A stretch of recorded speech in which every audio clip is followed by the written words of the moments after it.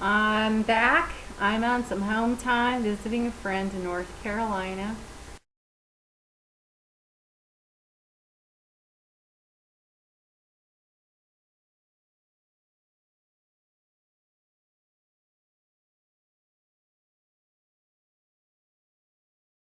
This week, there's been a couple of events where I ran into students who are pretty new to the industry, and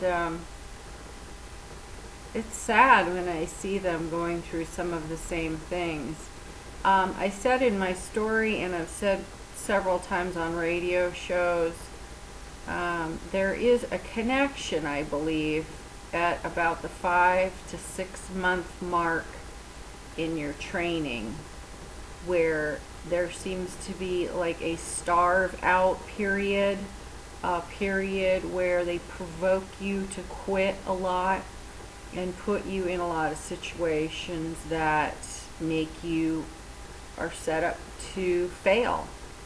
Um, I am turning around because Karma went outside to play, and I don't know when she's come. She came back, but then she saw a rabbit and she left. So keep seeing if she's back.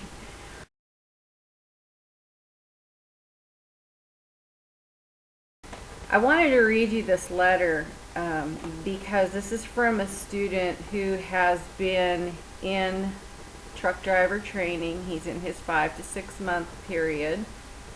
And I ran into him by accident. I was sitting next to him on a computer, and he started talking to me and my friend, and he started telling us what was going on, and both of us looked at each other like, oh boy, we know what's happening. We know.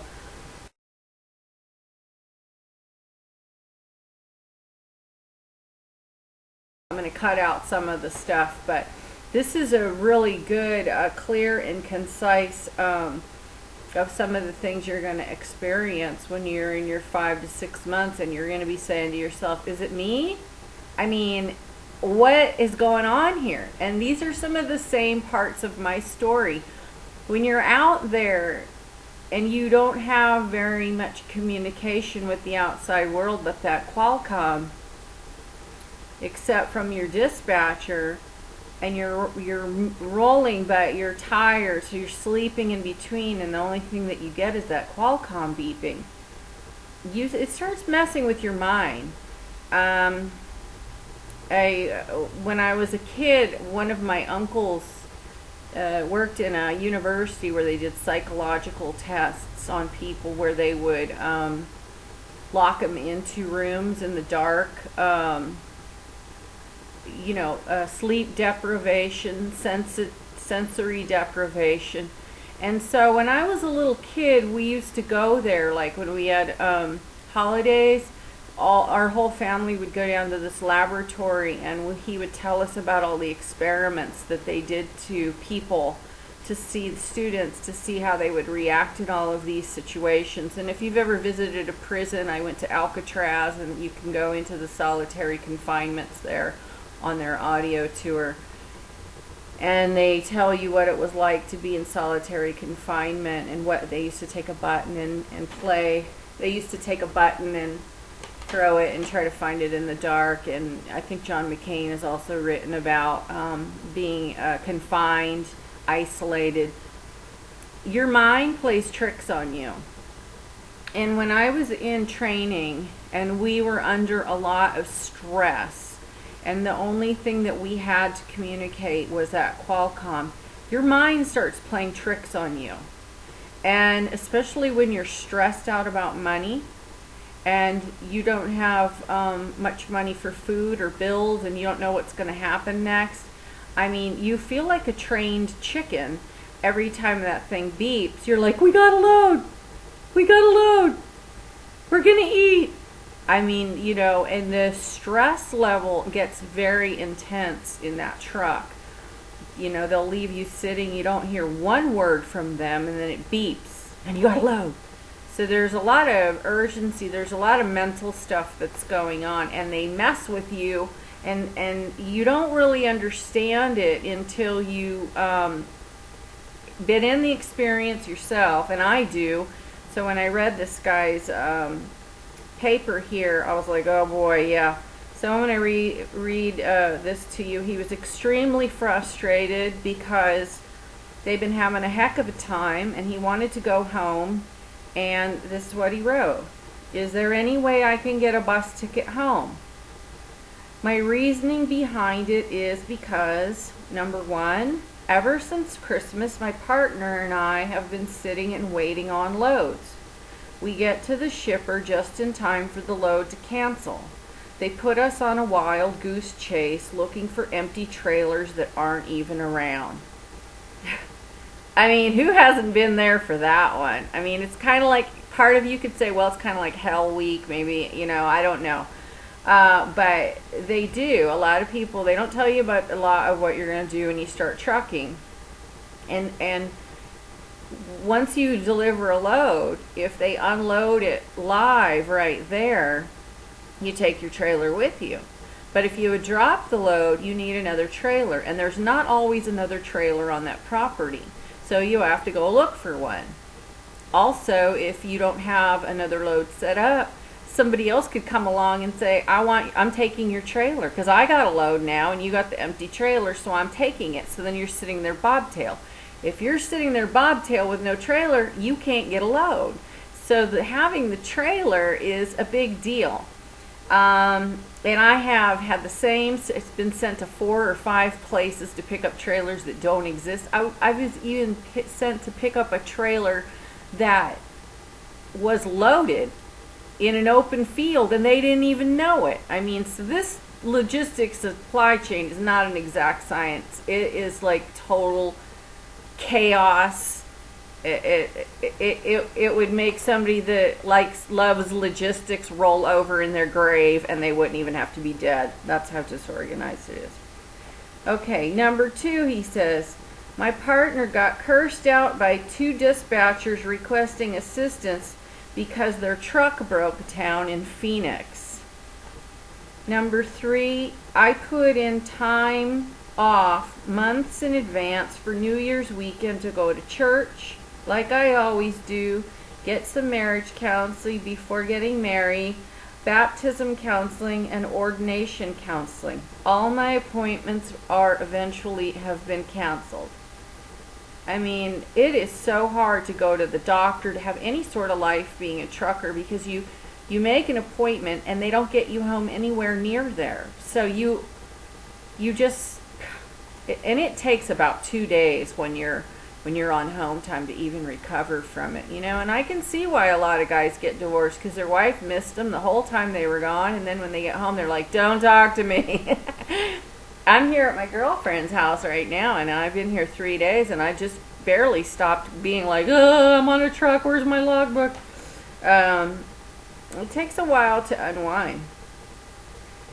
Number 4, I had an emergency at my residence and I needed to get home immediately. So he's really frustrated because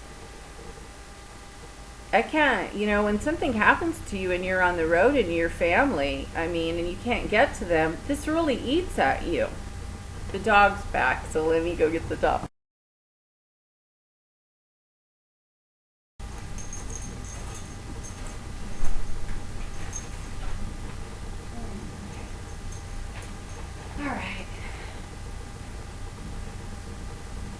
I'm making a movie. Come here. Okay. Number 5, he says, the dispatchers fussed at us in California for returning a trailer whose brake chambers fell off. Instead, they wanted us to use the trailer and risk people's lives, including our own. We did not feel safe, and we reported it to safety. Now, some of you student drivers might say, gosh, I don't want to take bad equipment. And then some of you people that are in safety and the FMCSA and DOT and all of this is exactly what these drivers are trying to talk to you about. It's not that we want to go and take a bad trailer. It's they tell us to take it or else. And who's going to stick up for us? No one. We get the ticket, it goes on our record, it destroys our career. So if you want to have an argument with your dispatcher about a bad trailer, guess what? You're not going to get any load. You're going to be sitting around for a long time. That's retaliation. That's what goes on. Now, with this CSA 2010, these guys don't even have enough experience to realize this could be a career ender. They won't even be able to be driving in 9 months if they get a ticket and get caught with this trailer on the road. Does the dispatcher care? No, they don't care. Does anybody ever find out what the dispatcher did to the drivers? No, they don't, because they lie and they deny it. That's what happens. Now, I actually brought this topic up to somebody from the FMCSA that was at Matt's last year and told him, what about the equipment? Oh, well, they're going to have time to fix the equipment before now in CSA 2010 gets started. They've got a notice, blah, blah, blah, blah, blah. Okay, this is what I'm telling you. I don't generally pool company equipment because I'm on a dedicated fleet, but I just had the occasion to pool some company equipment for my first time in a year and a half, and it's crap. I mean, it's just crap. It's just, they need to go and get in control of these dispatchers.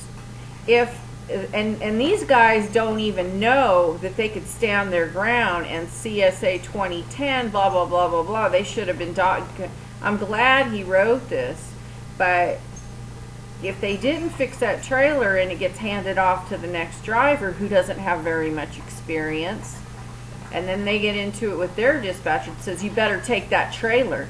This happens all the time. I get issued trailers from somebody that's a desk clerk. They don't know how to inspect a trailer. If something happens to the trailer, or if I say, you know, I personally don't like people assigning me a trailer that aren't going to inspect it. I get the ticket. It goes on my record. So if you've got a field of trailers, let me pick the trailer that's good for me. This is a big problem, especially when you don't have very many trailers to go around. Like these guys, they're lucky to get a trailer at all, to get any sort of a load, and then they get one that's total crap. This is a very disturbing thing that he's writing here right now, that these dispatchers are telling him to take a trailer that could risk other people's lives. They don't even know about CSA 20. They don't even know what it would do to their own career. They're only concerned about the other people, you know. So, I mean, still a problem.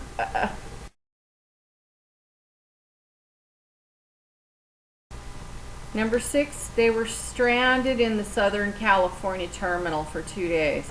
Okay, I know once you get a load out to California, if you get there Thursday, Friday, you're probably not going to get out of there till Sunday. Okay, that's trucking.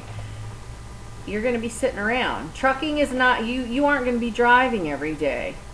You're going to be sitting in between loads. You're going to be sitting in towns, missing your family in a town where you don't know anybody and you don't have a way to get to anything. That's trucking. That's the lifestyle.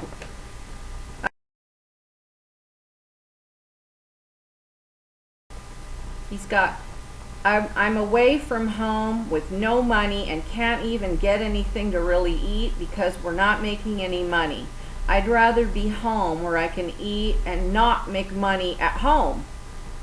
Okay? Like, if you don't have any money, you might as well be on your own couch.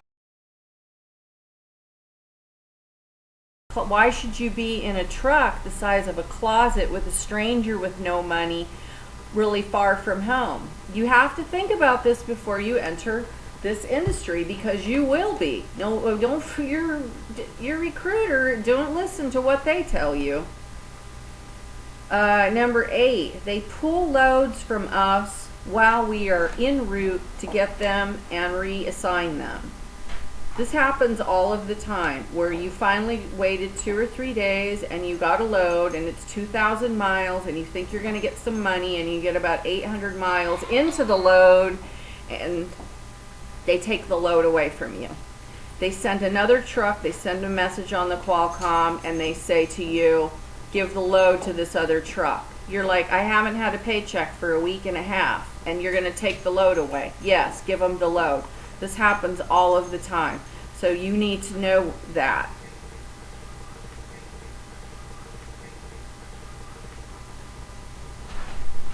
Then he writes on here, now I'm stuck here at the home terminal for 2 days without making any money and trying to scrape enough change together to eat while I'm sitting around waiting. We literally have been sitting for going on 3 weeks, and this is getting old now. My patience has run out and I'm trying to control being upset, but the more I sit around playing these silly games, the more I'm getting irritated. Will you please get me a bus ticket to go home? This will be highly appreciated. So this is what happens at 5 to 6 months. So this guy's totally aggravated with good reason. And I wanted to share that with you because this is what most students will go through, and they will just continue to take advantage of you, and you need to plan for that before you get a loan to get into this industry.